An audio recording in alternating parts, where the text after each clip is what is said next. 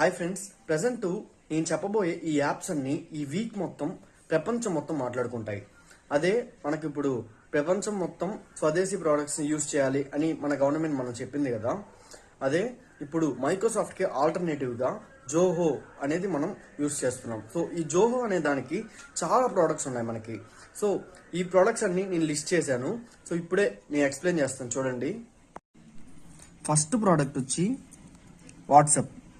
So ఈ WhatsApp messaging అనేది జోహో అరట్టై అనే ఒక నేమ్తో లాంచ్ చేసింది. నెక్స్ట్ వచ్చి ఈమెయిల్. సో మనందరం జీమెయిల్ని యూజ్ చేస్తూ ఉంటాం. సో ఈ గూగుల్ జీమెయిల్ని జోహో మెయిల్గా కన్వర్ట్ చేసింది. అలాగే క్లౌడ్ స్టోరేజ్. సో ఈ క్లౌడ్ స్టోరేజ్కి జోహో వర్క్ డ్రైవ్ అనేది మనకి స్టార్ట్ చేసింది. అలాగే Google docs, Google sheets, Google slides ఇవన్నీ మనం యూజ్ చేస్తున్నాం కదా. సో దానికి ఆల్టర్నేటివ్గా Zoho writer, Zoho sheets, Zoho show ఇలాంటివన్నీ మనకి లాంచ్ చేసింది.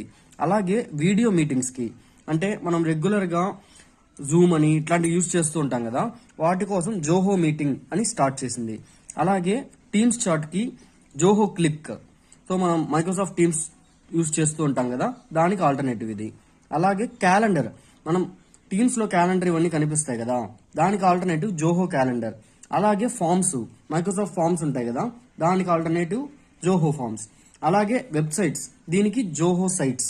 అలాగే బ్రౌజర్, దీనికి జోహో ఓలా బ్రౌజర్.